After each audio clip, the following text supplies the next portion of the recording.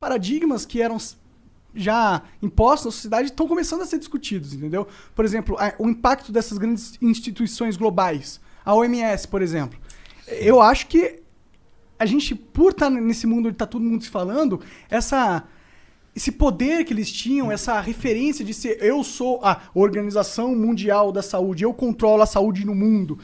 Esse negócio esse espantalho foi aparecendo na minha visão.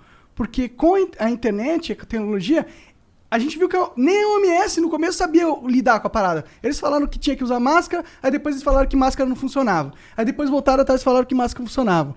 Entendeu? Aí falaram que tinha que fazer de um jeito, aí falaram que tinha que fazer do outro. Entendeu? Aí você falou, porra, os caras são os caras que eram pra ser a referência máxima de saúde no mundo, e eles aqui na internet estão passando de palhaços, pô. O problema é que assim, não, primeiro essa coisa da máscara especificamente, na gripe espanhola já se discutiu máscara.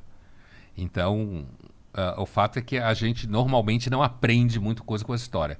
O próprio Hegel, aquele filósofo do final do 18, começo do 19, que criou a história da dialética lá, ele dizia, uma das coisas que a gente aprende com a história é que a gente não aprende nada com a história. Então, esse caso específico de máscara, quando você pega qualquer material de jornal da época, ou livros que foram escritos sobre a gripe espanhola há 102 anos, você tem lá essa discussão, lockdown, não lockdown, usa máscara, não usa máscara, fecha isso, abre aquilo. Entendi. Quer dizer, isso já rolava há 102 anos atrás. Existia comércio naquela época. Assim como nas outras eventos de peste se usava máscara. Você tinha máscaras na época que se usava.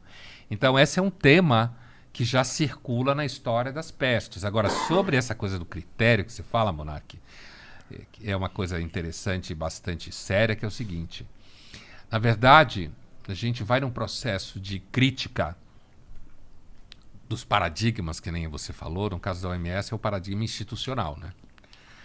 A gente vai nessa crítica, só que a gente não vai ter nada para pôr no lugar. Certo? A gente não tem nada para pôr no lugar. Porque o que acontece é quando a gente começa a relativizar tudo, que é uma coisa que na filosofia começou a rolar uns 2.500 anos atrás, a Grécia, né? Foi que inventou esse negócio de relativizar as coisas. Foi mais ou menos quando começou toda essa história de filosofia?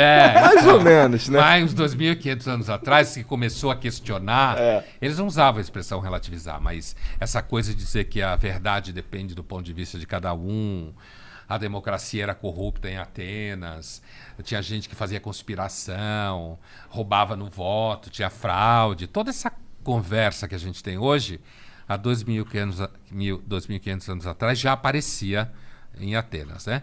Mas o que significa é que, de fato, existe um problema, porque parece que tudo que a gente consegue construir historicamente, socialmente, são convenções. E aí, quando a gente começa a questionar as convenções, o questionamento não para.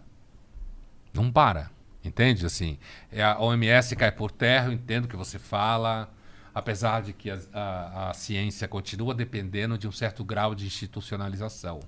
Senão a gente não consegue fazer coisa nenhuma. Mas é que a OMS é uma instituição global. Ou seja, ela é uma lógica de centralização de poder. Política. Super política. Super política. E eu acho que poderiam existir, sei lá, 20 OMS, tá ligado? 20 referências em saúde.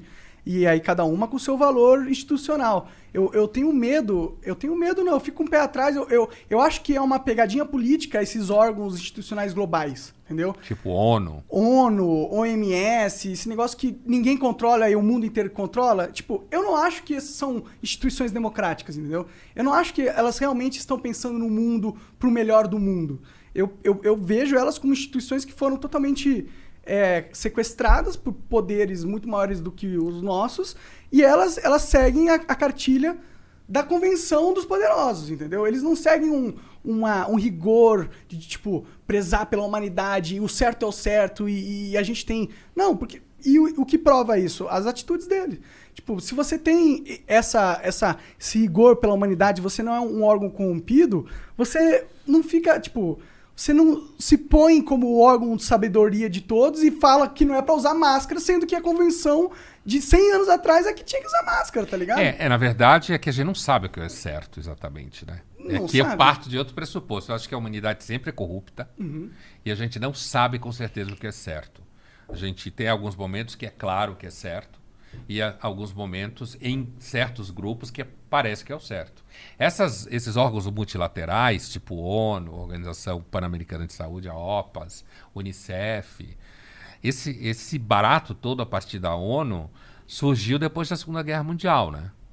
Que foi uma tentativa, porque você teve uma Europa que se matou. Se a gente fizer vou fazer uma conta assim grosseira, mas nem por isso falsa, a Europa começou, sem levar a Idade Média em jogo, porque aí a gente vai bem longe, mas assim, dos final do século XVIII para cá, a Europa ficou se matando até 45. E também se matou nos Balcãs nos anos 90, né? Mas assim, então a Europa entrou, e com o surgimento da Revolução Industrial, ao longo do 19, se matou muito.